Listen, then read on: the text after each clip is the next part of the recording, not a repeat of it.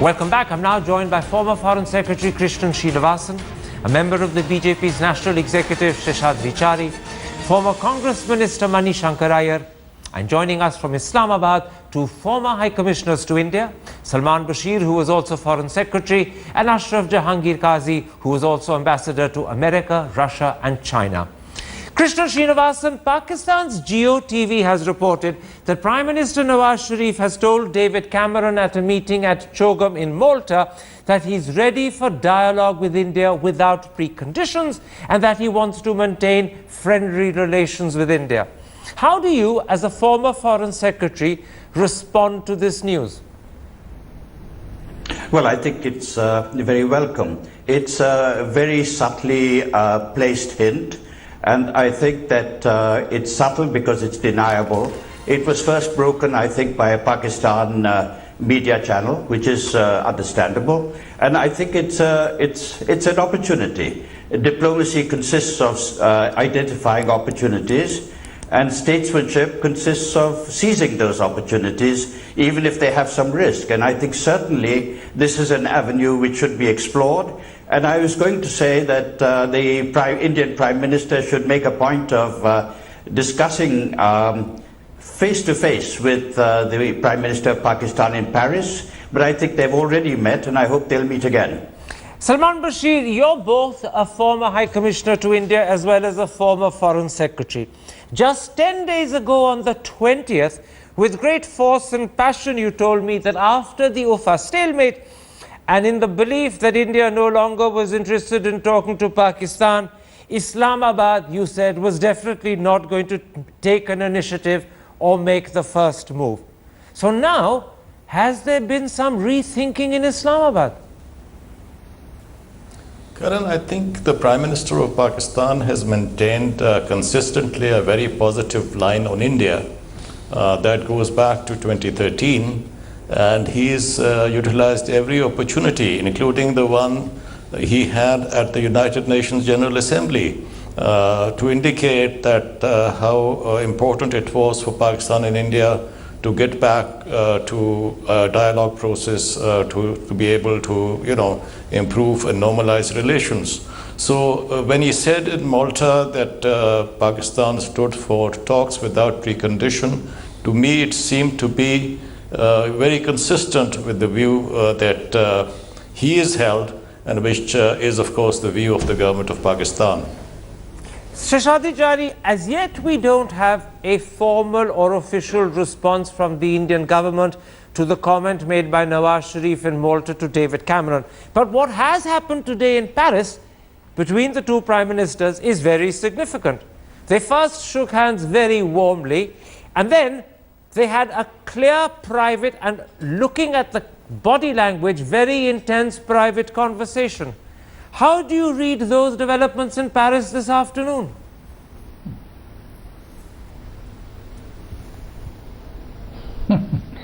So when it always comes to India and Pakistani leaders, somehow or the other this body language thing always comes in more important than the realities of the situation. So I mean, going by that body language also, I think it's a welcome news. And as Mr. Bashir pointed out, Nawaz Sharif has always held, even during his election campaigns, friendship with India was one of the issues that he made it. He said, if you elect me and I will start negotiating with India and I want friendship with India. So that shows, that amplifies the need within the Pakistani civil society also for somewhere that the Pakistani prime ministers have to always say that, look, we don't want a war with India, we want talks with India, we want to settle all the issues with India, and we want to be friends with India, and we want to progress like India has progressed. So somewhere in the back of Nawaz Sharif's mind it is there. But I still think it is very, very early to predict the outcome of what Mr. Nawaz Sharif has said. That I accept. But the signs from Paris, would you say, look hopeful? I'm using that word advisedly rather than exaggeratedly. Would you agree with that, Mr. Chari?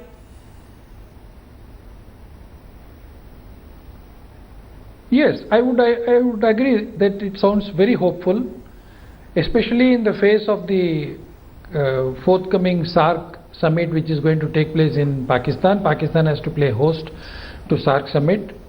And also the economic situation in Pakistan has to improve. If it has to improve, it has to improve with the help of SAARC. And then there is this Afghanistan situation. The internal political dynamics in Pakistan is also changing very fast. Okay. So going by all these factors, the talks are hopeful, but at the same time, we still have to keep our fingers crossed. We do not still know what the Pakistani army will play. Well, yes, let me come to one of those concerns, not the Pakistani army, Ashraf Ghazi, but actually what your Prime Minister means when he uses the word no preconditions. Is he saying that Pakistan is ready for dialogue with India without setting any conditions? Or is he suggesting that India must drop its insistence on the terms established at UFA, which presumably Pakistan sees as unjustified conditions? Which of the two is it? Well, that is the question. It's not exactly very clear. Pakistan would always take the line that we have been ready for dialogue without conditions, and that the Indian insistence on the 5 points of UFA, and with 3 of which directly related to terrorism, that will for the time being or initially constitute the agenda. And Pakistan takes the line that that is a condition if it means that we can't talk about all outstanding issues, including Jammu and Kashmir, although Jammu and Kashmir was not mentioned in the UFA statement, which made it controversial in Pakistan. So each side, as you recall, accused the other of setting preconditions. So it's not clear that when we say without conditions, are we referring to what we saw as Indian preconditions for the talks, or are we also referring to what India said were Pakistani preconditions? That is not yet clear, and that could sort of block further progress. It's very good optics that they met today, very good optics, and it's in contrast to the optics of UFA, in which the TV showed the Prime Minister of Pakistan having to practically walk the length of the room to meet Mr. Modi, and that went down very sort of poorly in Pakistan. There are explanations which our Indian colleagues have presented, but today's meeting, them sitting close to each other, talking earnestly and apparently in an atmosphere of goodwill, that's much more promising. But as they say, a single swallow does not make a spring. Absolutely, but a single swallow can also herald spring. And Mani, one problem with the optimistic interpretation is what did Mr. Nawaz Sharif mean by preconditions? The other problem is at the same time as the belief that he's reaching out, even if he's doing so indirectly, is reports in today's Hindu that infiltration from across the border has seen a sudden spurt. The paper says that LET and Jaish are believed to have sent in perhaps as many as 25 infiltrators in the last 10 weeks. How do you second apparent contradiction? By first tackling the third apparent contradiction, I don't know whether your correspondent or anybody else overheard them bring up the H word, that is the Hurriyat. After all, it was the question of Pakistan consulting with the Hurriyat that led to the breakdown in August 2014 and again led to the breakdown in August 2015. So unless and until the two sides come to some kind of an understanding over the Pakistani relationship with Hurriyat, I'm afraid this remains as a great roadblock on the way to progress. And like all the other participants have emphasized, there is absolutely nothing new in what Nawaz Sharif told David Cameron. Pakistan for a long time has stood for talks without preconditions, and we've always stood for talks with preconditions. And therefore, I'm waiting to hear Mr. Modi say that we will talk to Pakistan without preconditions. But I'm not particularly enthused by Nawaz Sharif repeating what he has often said in the past, namely that he is ready for talks without preconditions. Krishnan Srinivasan, you took the line that in fact the optics from Paris are good, that the Prime Minister should respond in a statesmanlike way to this apparent gesture from his Pakistani counterpart. Would you go one step further and say that a strained relationship with Pakistan doesn't really suit India, A, because it detracts from Mr. Modi's development efforts, and B, because it hampers his attempts to project India as a major power? So after the two countries reached an impasse at Ufa, do you believe Mr. Modi needs to make that extra effort to reach out and respond to Nawaz Sharif? And do you believe he may have started that effort with what he did in Paris today when he shook hands and then had this 2 or 3 minute very intense private conversation without any aides, just the two of them on their own? Yes, indeed I do. I think that he does need to make a special effort. I think he hopefully would meet the Pakistan Prime Minister again at Paris. I think that would be very welcome indeed, because the first meeting was apparently a chance meeting. The second one could be perhaps prearranged. I think that the more we discuss preconditions, the more difficulties we're going to get. The more we discuss an agenda, a structure, the more difficulties we're going to have. I would really like to see the Prime Minister, the two Prime Ministers getting together in the way they have done today, once again, without aides, or perhaps just one aide each, no statements, no agenda, and I think the question is one of trust. We've had tremendous mistrust for far too long. Both countries would benefit by having a dialogue. It is a bizarre situation when two countries have full diplomatic relations, but their leaders find it hard to get together because of public opinion or certain sections of public opinion on both sides. I think that these difficulties really must be overcome, and Mr. Nawaz Sharif's comment at Malta certainly gives that opening. Salman Bashir, I want to ask you a two-part question. First of all, does this gesture by Nawaz Sharif have the full support of General Raheel Sharif? Because in India, I won't say he's viewed as the joker in the pack, but he's certainly viewed as the spoiler. And the second question is, when you look at those images of the two prime ministers without aides talking intensely to each other, do you get the feeling they were talking bilateral issues? Or were they simply talking about climate change issues? Both questions to you, Salman Bashir. Well, Karan, on the first one, I think in my mind there is no doubt that whatever the Prime Minister of Pakistan is saying or conveying or making in his statements publicly stating the position, he has the full support of all institutions, including the military. The question basically is the terms of engagement. I think what we are seeking or what we have sought is a dialogue between equals, and a dialogue, basically a resumption of dialogue on all issues. Okay. Somehow India is not comfortable, has not been comfortable with that.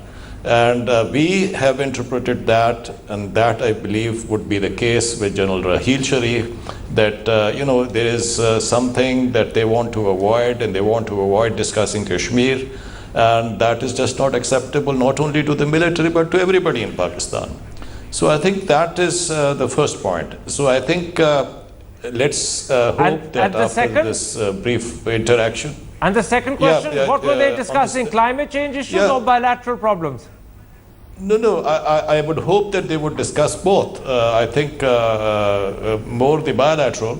But as I was saying, basically, for the moment, I think Pakistan-India bilateral relationship would require to be top-driven.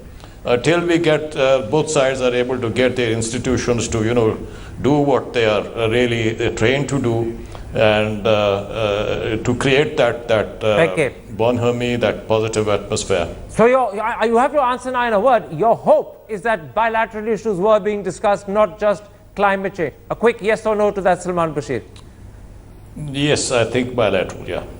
Sheshad Vichari, on the bilateral issue, the truth is that just as it's important for Mr. Modi to discuss terror before he comes on to discuss Kashmir and other issues with Pakistan, it's equally important for Nawaz Sharif to be seen to be raising Kashmir. Otherwise, Nawaz Sharif will lose credibility, and in fact he did so after UFA. I believe I'm right in saying that Ashraf Qazi, who's with us, actually said the absence of Kashmir from the UFA statement was a goof up. It was a disaster. So if talks with Sharif are to be meaningful from India's point of view, then Sharif mustn't lose credibility, which means we have to find a way of accommodating him because it's in our interest to do so.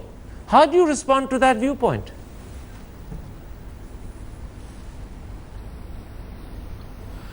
No, it's not the question of India going out of the way to accommodate Sharif. If Sharif doesn't find enough takers for what he wants to mend fences with India, and if the institutions which someone pointed out, if all the institutions are not with him as far as talks with India is concerned, I think he will have to resolve that issue internally. There is nothing much that India can do as far as resolving these issues are concerned. As far as Pakistan agreeing to talk to India without precondition, I think Pakistan has always put certain preconditions, one or the other, and they always wanted Kashmir to be part of the talks. And it was India which said that we are prepared to talk to you on all issues, even including Kashmir. So we have always told Pakistan that it is important for you to talk to us and we can talk. But of late we have also said, and the earlier government as well as this government has also said, that terror plays an important role as far as India-Pakistan talks are concerned, so we should talk terror also. And in UFA also we agreed for that. The NSA level talks were meant to be talking on terror. Therefore, now if the Prime Ministers are going to talk, the Prime Ministers can talk on all the issues concerned. But finally, it is for the Prime Minister of Pakistan to convince his institutions that, look, we have to talk terror also. And if he wants to talk about terror at any level, DGMO level or NSA level, he is free to talk about terror and other issues also. But if it is Prime Minister level talks, they can talk on a number of issues, then they can come and frame the agenda also. But more importantly, India has always been ready to talk to Pakistan on all issues, including Kashmir, including terror. It was Pakistan which insisted you made your point clear, Mr. Chari. I'll stop you there. Kashmir, we are prepared to talk. You made your point clear. The question I was trying to get an answer to was whether, in the interest of India itself, Mr. Modi might be prepared to accommodate Mr. Sharif and say, let's talk terror and Kashmir together rather than terror first and Kashmir later. Your answer suggests that sort of accommodation is not likely as you see it. Let me, Ashraf Qazi, put something else to you. Suppose in response the Indian side were to say that the first talks will be about terror, but at the same time announce the date, the venue and the level for the next round of talks in Kashmir, so that Pakistan had a schedule of talks rather than just one discussion on terror. But the discussions would start with terror. In a sense, this is what Sartaj Aziz, in an interview to me in August after those talks broke down, said could have been the icebreaker in August. If something like that were now to be proposed, could it take this initiative forward? You know, Karan, this is a rather technical problem. I think in principle what needs to be understood by both sides is that if the one side, let's say Pakistan, indicates that for it a core concern during the talks, all the issues that are talked are important in themselves and they are all influenced by each other. That's why at one time these talks were also called integrated talks. But the core concern of Pakistan is what it is. I think that should be enough for the other side, in this case India, to recognize that if we're going to make any progress, then what Pakistan chooses to call its core concern does need to be taken up in one way or the other. There are several ways. You know, one way may be politically feasible and another way may be less so, so that can be discussed. Similarly, Pakistan needs to recognize that in the context of India-Pakistan relations, India's core concern with regard to terrorism, which is very different from terrorism which is generally defined, where Pakistan and India are on the same side against international or global terrorism of the kind that we see in the Middle East and Europe. But within the India-Pakistan context, India identifies terrorism as its core concern. And whatever Pakistan's views may be about India's perception, it must take that as a core concern, discuss it as such for the talks to progress forward, whatever the modalities for those talks are. Okay. There will be all kinds of technical questions coming in. But in principle, I think we need to, this is not the issue what comes first, what comes afterwards. That can be worked out by experts and things of that sort, troubleshooters, etc. But I think in principle, yes, we are going to talk. Yes, the talks are going to continue. Yes, we are going to address each other's core concerns, even though we start off with different positions. Manishankar Rai, the risk is that if Mr. Modi were to in some way alter his stance to accommodate Nawaz Sharif and Kashmir at the very outset, the risk is that Congress, your party, and its spokespersons will taunt him and seek to make partisan political capital out of what they will claim is Modi shifting ground, Modi backing off. And to be honest, your colleague Manish Tiwari did precisely that this afternoon on this channel, when he began to say Mr. Modi had no real business shaking hands with Nawaz Sharif or sitting down to talk to him. Where did Mr. Modi stand on terror now remain? How can you convince your party to be more mature and less shallow and polemical, if I can put it like that? By Mr. Modi being less shallow and less polemical. After all, it is he who invited Nawaz Sharif in May 2014. It is he who agreed that there would be foreign secretary level talks. And then suddenly in August, on the eve of those talks, he brought in a condition that had not existed earlier, which was the Hurriyat. And then that same argument was trotted out again a year later in August 2015, which is why I stressed in my first intervention that did you or anybody else overhear the H word being talked in Paris between them? Unless and until this question of the Hurriyat, which is intimately connected with their core concern on Kashmir, is resolved to the satisfaction of both sides, I'm afraid it's going to stand as a huge roadblock on the way to making further progress. And I don't think from 2 or 3 minutes of a conversation between two people who know each other, whatever the body language that you saw, you can come to any major conclusions about progress. I don't think prime ministers talking to each other is ever a solution. The road to the summit has to be prepared by the Sherpas. And the Sherpas have to first meet and settle things. And only then can we have a fruitful interaction at the higher level. Okay. And that is, if they were talking about how to get their foreign secretaries or their NSAs together, then maybe it is progress. But unless and until the road is prepared, I don't think conversations just at the highest level lead to solutions. They may lead to some easing of the tension, but I don't think they lead to solutions. Very quickly, Krish Srinivasan, before I take a break, give me a short answer. General Raheel Sharif has just returned from Washington. He was there for 5 or 6 days. Nawaz Sharif was in America 3 weeks before that. Could it be that both men have been nudged by the Obama administration? And similarly, could there also be some measure of international, i.e. American pressure on India?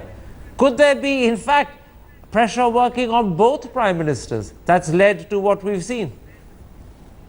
Well, I think that's undoubtedly so. It has been so for many, many months, in fact years. I would say that the international community, not only the United States, but many other countries too, who take interest in this matter, would like to see or nudge the two countries into some kind of discussion or fruitful dialogue. I don't think there's any doubt about that, and I think that quite possibly Mr. Nawaz Sharif was in fact responding to Prime Minister Cameron at Malta when he made this comment. And I think that, as I said, it is a comment that opens a door, and I think we should walk through that door.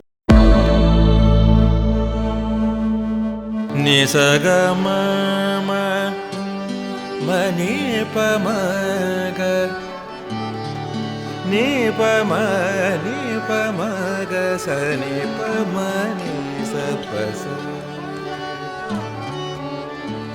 जहाँ तक याद आती रहेगी